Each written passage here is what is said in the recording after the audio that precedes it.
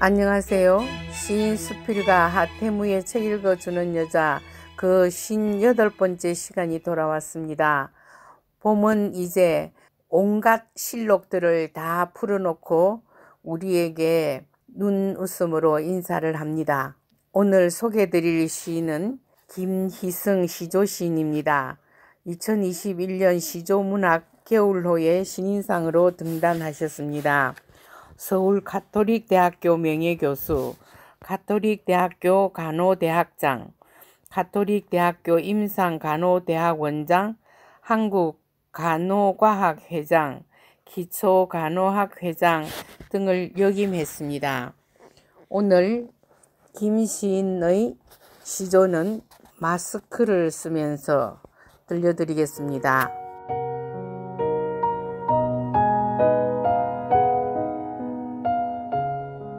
마스크를 쓰면서. 김희승. 생겨난 매듭은 풀기가 어려웠고 가슴 속 상처들은 지우기가 힘든데 어디에 가 있을까 그동안에 흘릴 말들.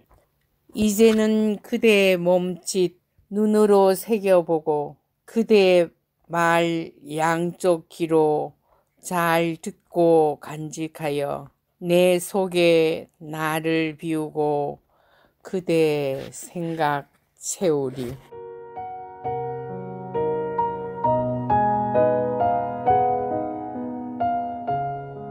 제 이야기는 남해 FM 91.9MHz 라디오와 남해 FM 스마트폰 전용 앱, 남해 FM 유튜브와 페이스북을 통해서 들으실 수 있습니다. 네이버 블로그 소리의 꿈으로서도 들으실 수 있습니다.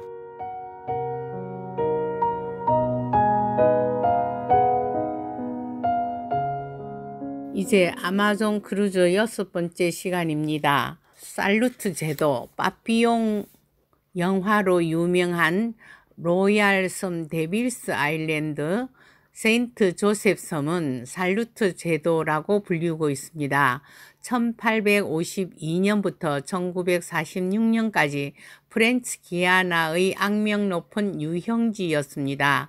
이 감옥은 1970년에 영어로 출판된 앙리 샤리에르의 회고록 빠삐용 부르로 나비로 유명해졌는데 이 책은 샤리에르의 구금, 수차례에 걸친 탈출 시도와 마침내 이룬 성공을 다루고 있습니다. 후에 스티브 맥킨과 더스틴 호프만 주연의 영화로 제작됩니다. 배에서도 2번에 걸쳐서 이 빠삐용 영화를 방영해 주었습니다. 레카타호에서 제공하는 신문에는 데빌스 아일랜드의 정보를 주었지만 사실은 4분의 3마일 약 1.2km 길이의 로얄 섬으로 갔습니다. 이 섬이 세 섬 중에서 가장 큰 섬이며 빠삐용 영화로 악마의 섬이 대중들에게 많이 알려졌습니다. 감옥 유지를 위한 주요 역할은 로얄 섬이 맡았고 대부분의 건물들이 유지 보존되고 있어 볼 게 많은 곳이라 레카타호는 특별히 이곳을 구경시켰습니다.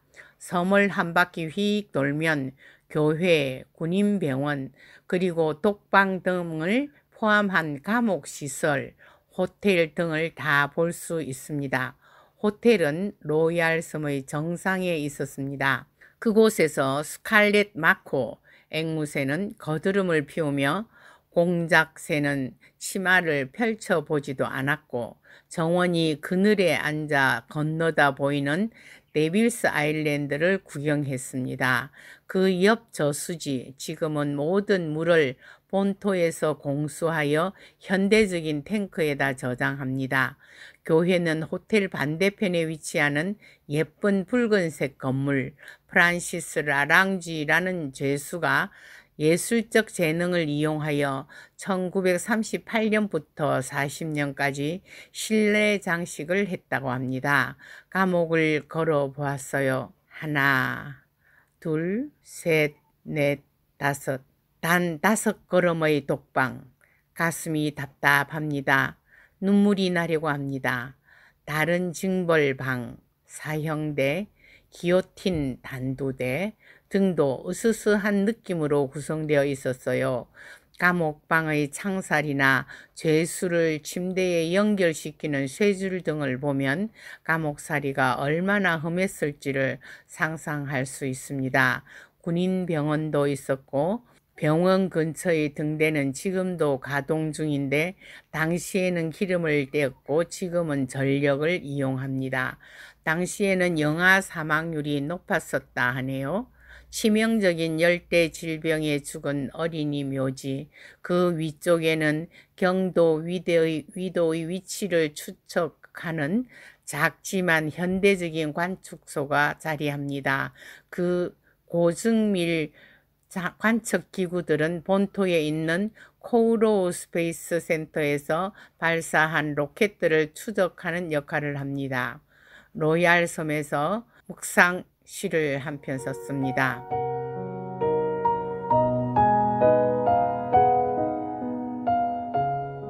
하태무 로얄 섬에서 악명 높은 유형지 섬의 입구로 반짝이는 자갈도를 밟고 지나갑니다. 종려나무가 울창한 섬, 바다 거북도 상어도 보진 못했지만 야생 망고 나무에서 떨어지는 망고 열매, 어린 원숭이의 환영 몸짓, 새끼를 돌보는 어미 멧돼지의 사랑스런 몸놀림, 나무에 매달린 이구아나의 숨은 거림, 벼슬이 유난히 붉은 느린 닭, 뽐내는 몸짓의 앵무새, 깃을 펼치지 않던 공작새. 단 5걸음만 걸을 수 있던 유형의 감옥. 숨이나 겨우 쉬었을까? 사가가는 철창살, 그 틈새로 들어오는 가는 빛, 그 무너져가는 벽돌 틈새로 태어나는 여린 새싹의 생명, 그곳에 죽어간 어린 영혼들의 쉼터, 무덤, 그곳을 방문한 여행객들의 진정 어린 묵념, 유명한 드레피스 사건의 진상을 모아둔 박물관, 외딴 그곳 호텔 쇼핑센터에서 마신 맥주 맛, 냉장고 마그넷이라도 기념품을 사야 하는 늙은 나그네들, 특별한 조갑이 목걸이 하나에도 행복한 아내의 웃음이 있고, 무인도라더니 사람도 살고 호텔도 있고 기념품 상점도 있는 곳. 우르르 한 표의 사람이 빠지면 그 한적한 도로에 멧돼지도 닭들도 활보하며 똥도 싸고 오줌도 싸고, 레카타호는 프렌치 기아나에 있는 3개의 작은 섬을 돌다가 대서양을 향하여 떠납니다. 5시간 악마섬 사진만 찍던 행복한 사진가 한 사람, 소나지를 쫄딱 맞고 혼자서 그 외딴 섬을 통째로 즐기다가 배가 떠날 시간에야 돌아왔죠.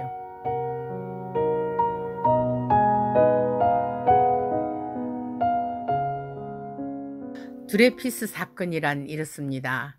독일과의 전쟁 1870년에서 1871년까지 패배하고 반독일 감정이 잔재하고 있던 1894년 10월 프랑스 참모본부에 근무하던 유태인 출신의 포병대위 알프레드 드레피스가 독일 대사관에 군사 정보를 제공한 혐의로 체포되는 사건이 발생했습니다.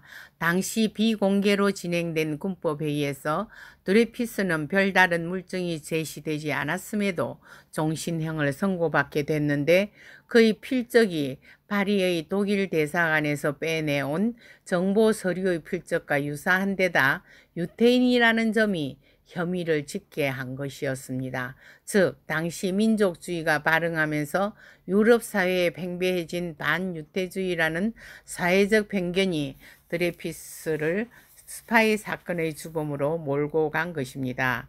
이후 군부에서는 진범이 드레피스가 아닌 다른 사람이라는 확정을 얻었음에도 진상 발표를 거부하고 사건을 은폐하려 하였습니다. 이에 드레피스의 결백을 믿고 재심을 요구하던 가족은 1897년 11월 진범으로 알려진 헝가리 태생의 에스테라지 소령을 고발했습니다. 하지만 프랑스 군부는 형식적인 신문과 재판을 거쳐 그에게 무죄를 선고하고 석방했으며, 이에 이 사건의 진상은 사라지는 듯 했습니다. 하지만 이 사건은 작가 에밀 조울라 등의 자유주의적인 지식인과 재심을 반대하는 군부 우위 국수주의자가 대립하여 공화파, 대반공화파의 정치적 항쟁으로 발전하면서 새로운 전기를 맞게 됩니다. 재판 결과가 공개된 직후인 1898년 1월 13일 소설가 에밀 졸라는 나는 고발한다 라는 제목으로 드레피스에게 유죄 판결을 내린 프랑스 군부의 의혹을 신랄하게 비판하는 사설을 로로르지에 게재했습니다. 에밀 졸라는 대통령에게 보내는 공개 서한 형식의 이 글에서 드레피스의 결백과 에스테라지의 유죄를 조목조목 따졌으며 다음과 같은 글귀를 남깁니다. 드레피스는 정의롭지 못한 힘에 의해 자유를 빼앗긴 평범한 시민입니다. 전 프랑스 앞에서, 전 세계 앞에서 나는 그가 무죄라고 맹세합니다. 나의 40년간의 그 역작으로 얻은 권위와 명성을 걸겠습니다. 그가 무죄가 아니라면 내 전 작품이 소멸되어도 좋습니다. 에밀 졸라. 이와 같은 일련의 사건 이후 드레피스주의자의 반정부 투쟁이 전개되면서 내각은 사실상 해체되었습니다. 그리고 1899년 드레피스는 대통령 특사로 석방되었고, 사건 발생 12년 만인 1906년에는 최고법원의 판결로 무죄가 확정되었습니다. 이처럼 자유주의적 재심파의 승리로 끝난 드레피스 사건은 프랑스 공화정의 기반을 다지고 좌파 세력의 결속을 촉진하는 계기가 되었습니다. 이 섬에서 그 박물관을 본 것은 특별한 경험이었습니다. 로쏘 도미니카로 갑니다. 소 안틸레스의 원워드 제도에서 프랑스령인 과달루페를 북쪽으로, 남쪽으로는 마르티니크를 이웃으로 길이 47km, 넓이 26제곱킬로미터의 섬, 전체 면적의 약 60%가 산림지역이며 인구는 약 7만 4천 명의 섬나라입니다. 와이트 쿠블리는 그녀의 큰 몸이라고 바다로부터 솟아나온 피라미드 모양의 뾰족한 모습을 묘사한 말인데, 카리브 인디언들이 도미니카를 부르는 이름이었다고 했답니다. 카리브의 원주민인 카리브족의 후손들이 약 2천여 명이고 대다수는 아프리카계 후손들입니다. 이름이나 지명은 프랑스어, 영어, 카리브어의 혼합, 공식 언어는 영어, 프랑스 사투리가 널리 쓰입니다. 주요 산업은 바나나, 코코넛, 라임, 자몽 등 기타 감귤류 과일 재배가 유명하며 새우 양식이 매우 성공적인 프로젝트입니다. 제조업은 소규모로 코코넛 관련 제품이 주요 생산품입니다.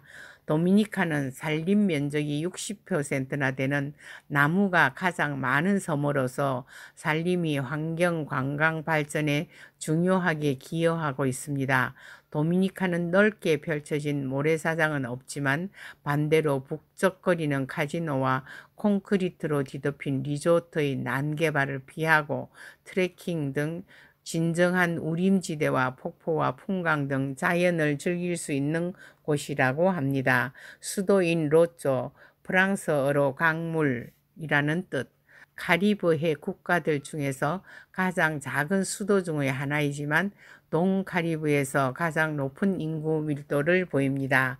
다양성의 나라 도미니카 로쪼에서 아침부터 USB의 자료를 내 컴에 넣어두고 나가려다 조금 늦어 일행들에게 많이 미안했습니다. 불필요한 곳에서 일행들의 시간을 잡게 되어 몸둘 바를 몰랐습니다. 사진을 찍는 곳도 아니었는데 말입니다.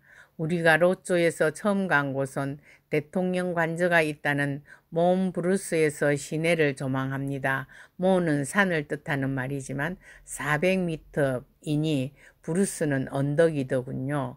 조금 복잡한 시내, 개울 같은 도랑물, 그들의 수도로 명명한 로쏘 강을 지나 보타닉 가든은 지나가기만 하고 허리케인의 바오밤 나무가 스쿨버스를 덮친 현장을 봅니다.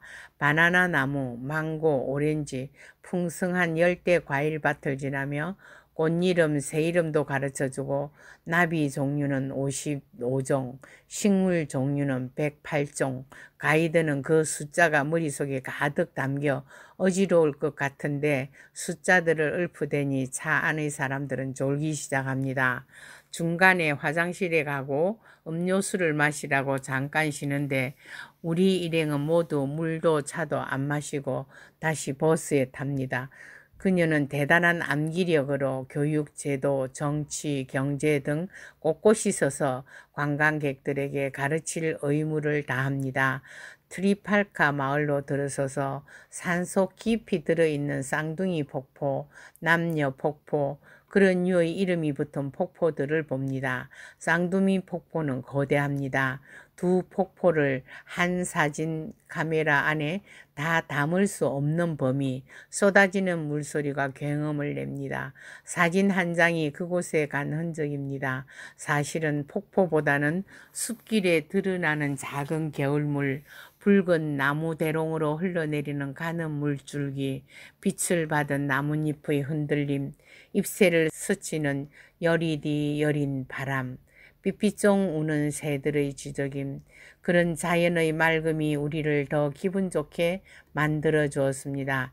일행 몇천 흥에 겨워 깊은 우림 속에서 깊은 산속 옹달샘 누가 와서 먹나요? 맑고 맑은 옹달샘 누가 와서 먹나요? 새벽에 토끼가 눈 비비고 일어나 세수하러 왔다가 물만 먹고 가시오. 노래를 부릅니다. 서양 노인분들이 참 노래가 고와요. 칭찬을 합니다. 그곳에서 보이는 거대한 파이프는 70%의 수력 발전을 일으키는 물을 옮기는 파이프라 합니다. 높은 산 꼭대기에서부터 물은 아래로 흘러내립니다. 수차를 이용하여 전기를 만드는 일인데 깊은 산속에 이 문명의 파이프가 왠지 낯설어서 모두가 한마디씩 물어봅니다. 다시 시내로 돌아와 반대편으로 갑니다. 디아블로틴 봉은 4747피트, 약 1450m가 가장 높은 봉우리입니다. 에메랄드 폴은 펌의 가장 대표적인 관광지로 높이 15m의 폭포를 볼 수 있습니다. 몬트로이스와 피톤 국립공원은 17,000에이커, 도미니카의 9%를 차지하는 남중부의 명소로 유네스코 세계유산지역입니다. 섬에서 가장 높은 산 중 하나의 이름을 따서 지었습니다. 에메랄드 폭포는 그 속에 있습니다. 일행들은 모두 조금 지쳤나 봅니다. 나는 유네스코의 로고를 찍는다고 입구로 달려갔습니다. 유네스코는 그냥 유네스코로 지정된 것이 아니기에 유네스코 문화, 자연유산을 컨셉트로 여행을 해온 우리 부부에게는 의미가 깊은 곳이었습니다. 단 한 번도 사진을 찍고 싶은 곳에서 버스가 서지를 않아 남편은 일행들과 배에서 하는 투어를 함께 하기로 한 것을 후회합니다. 일정 중 그런 날도 있어야 하는 것을요. 30%만 좋아도 그건 좋은 겁니다. 프로페셔널한 사람은 단 1%의 허점도 용서가 안 되는 거지만 모든 일에 있어 30%만 만족하면 그건 그냥 괜찮은 삶이라 100%를 위해 누구나 노력할 것이지만 그건 늘 힘든 과정입니다. 1등이 늘 힘든 것처럼 말이에요. 차고 비는 그 순환의 과정 속에 우리의 인생도 놓여 있다 생각하는데 비면 차는 날도 차면 비는 날도 있는 것이 추역의 원리가 아니겠습니까? 날이 차고 기울듯이 말입니다. 나는 동반자들과 버스에 앉아 몇 시간 여유롭게 더러 졸기도 하고 더러 창밖을 바라보며 하염없는 생각에 빠져보기도 하고 정말로 한가로운 좋은 시간이었습니다. 간혹 들리는 현지 가이드의 사투리도 똑소리 나는 우리 가이드의 우스개 섞인 번역도 답답하지 않아서 좋고 잘 들리지 않는 짧은 영어 실력으로 운전기사의 설명과 책자만 보면서 다녔던 며칠도 여행의 묘미이긴 하지만 말입니다. 유네스코 자연유산의 숲은 정말 깊고 고즈넉했습니다. 숨은 그림처럼 아래로 쏟아져 내리는 비경의 에메랄드 폭포는 레카타호에서 나간 사람들로 인해 드디어 몸살을 앓습니다. 우통을 벗어 젖히고 물에 풍덩 들어간 남자가 둘이나 되고 쏟아져 내려온 폭포의 물에 손을 담그는 사람들, 그 숲 사이로 들어오는 빛을 잡아 사진기에 풍광을 담는 사람들, 빛을 받은 버섯 가족을 찍고 있는데 숲에서 레인저 한 명을 만납니다. 한국서 왔어요. 기념될 만한 물건은 없나요? 그가 웃으며 악수를 청합니다. 앞불사, 나는 호주머니를 뒤져 신라공주가 준 한국산 사탕 한 알과 이 유네스코 자연유산 숲속에서 준 예쁜 나뭇잎 한 장을 주었습니다. 볼펜도 시를 적은 노트도 차에 두고 내린 걸 후회합니다. 땡큐, 땡큐. 아무도 없는 숲속 한적한 뷰 코너에서 갑자기 야호, 야호 목청껏 외치는 소리가 들립니다. 미국 국립공원에서는 레인저에게 잡혀갈 행위입니다. 잠자는 야생동물을 깨우는 행위이거든요. 그리고 대서양이 보이는 뷰 코너에서 또 한 번 길게 야호라고 부부가 쌍으로 외치고 있습니다. 깜짝 놀랐지만 마침 모두가 숲을 나간 뒤라 아무도 없음이 다행이었다 생각하며 그분들에게 말하고 싶은 것을 참고 즐기세요 라고 인사만 하고 왔습니다. 누구에게 진정 어린 충고를 하기란 쉬운 일이 아님을 느낍니다. 그러나 다른 나라 사람이 들었다면 얼굴을 찌푸릴 일입니다. 나 자신도 그런 일을 하고 있을지 알 수 없는 일이지만 누구나 자기의 흠은 모르고 사는 법이지요. 그 엄청난 열대 우림의 자연유산에서 숲으로 새어드는 빛에 나타나는 그림자, 그리고 죽어가는 생명과 다시 일어나는 생명의 신비감, 우리에겐 없는 식물들의 군락지, 드넓은 잎새를 가진 우람한 나무, 많은 것을 생각하며 사색의 깊이를 더하는 여유를 가지고 싶었는데 일행들에게 보조를 맞추어야 하는 단체 관광에서 개인의 욕심은 늘 거두어야 합니다. 그리고 마지막 잎새처럼 빨갛게 달린 잎새 한 장을 찍고 버스에서 또 제일 늦게 도착했는데 요행 현지 가이드가 시간을 채우느라 우리보다 늦게 도착했군요. 숲이 아름다운 도미니카의 앞날은 더욱 발전될 것 같습니다.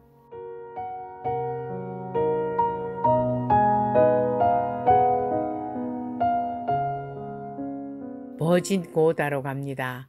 파도가 높아 경보가 내렸다고 해수욕이 금지라 휴양지 관광을 다 못한다 하며 관광요금이 내렸습니다. 이 섬의 모습이 풍만한 여인을 떠올리게 한다고 크리스토프 콜럼버스가 뚱뚱한 아가씨, 스페인어로는 버진고다라고 불렀던 이름의 섬입니다. 우리는 텐더보트를 타고 나가야 합니다. 이런 날은 조금 신경이 쓰입니다. 보트를 놓치면 어떨까 걱정되기도 하는 날. 36개의 영국령 버진 아일랜드에는 16개의 섬만이 사람이 산다는데 두 번째로 큰 섬입니다. 둥그스름한 언덕과 해변으로 이루어진 길이 16km, 넓이 3km가 약간 넘는 크기입니다. 요트클럽과 조용한 동굴 등과 더 버스라고 불리는 자연현상, 거대한 화강암들의 다양한 모습들로 유명합니다. 건너편의 미국령 버진 아일랜드 내셔널파크에 갔을 때 영국령이 더 아름답고 특히 버진 고다가 더 아름답다고 하더군요. 자유관광을 하기로 택시를 잡습니다. 뚜껑은 막혔으나 좌우 사방이 탁 트여 시원한 택시가 1시간에 20불. 미국인 변호사와 결혼한 한국 젊은 여인이 부모랑 함께 와서 멀미 심한 엄마를 두고 아버지와 관광을 나왔길래 우리랑 투어를 같이 하자고 했습니다. 나이 많은 미국 부부도 함께 7명이 다니기로 합니다. 흥정하기가 만만치 않아서 그들과 함께 하기로 한 건 너무나 잘한 일입니다. 리틀 딕스베이 리조트, 로렌스 록펠러가 디자인한 기막힌 풍광을 봅니다. 해변엔 유유히 요트가 떠다니고 경보가 내렸는데도 이곳의 바다는 잔잔합니다. 산 꼭대기에 멋진 리조트들이 서 있습니다. 거실의 천정으로 빙빙 돌아가는 선풍기가 보입니다. 저곳에서 한 달쯤 쉬었으면. 젊은 엄마가 말합니다. 아버지는 그래 그렇구나 따라 말합니다. 가는 곳곳마다 시시때때로 아버지 괜찮아요? 묻는 딸의 모습이 너무나 아름답습니다. 미국인 사이는 계속 웃기만 합니다. 남편 인상이 너무 좋아요. 네, 정말 천사랍니다. 늙은 미국인은 내릴 때마다 손을 도와주는 그녀의 남편. 록펠러 일가는 오늘날 데이빌스 베이 내셔널 파크라고 불리는 이곳을 정부에 헌납했습니다. 록펠러 일가는 오늘날 데이빌스 베이 내셔널 파크라 불리는 이곳을 정부에 헌납하고 36에이커와 야생 농원으로 된 옛 스페인 요새의 흔적들을 남겨두었습니다. 지금은 버려진 구리강산 포인트가 400년 전에 설립되어 처음에는 스페인 사람들이 그 후로는 영국 사람들이 일을 하며 20세기 초반까지 운영되었답니다.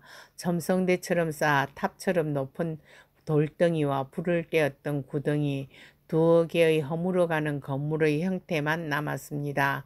고다 빅 내셔널 파크는 다음으로 갈 것입니다.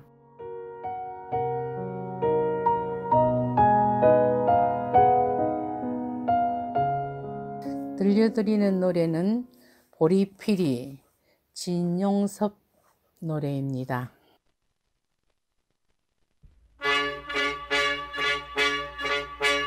보리피리 불며 불며 도범도 고향 그리워 그리워 릴리리리리리 보리피리 불며 불며 고청산 어린 대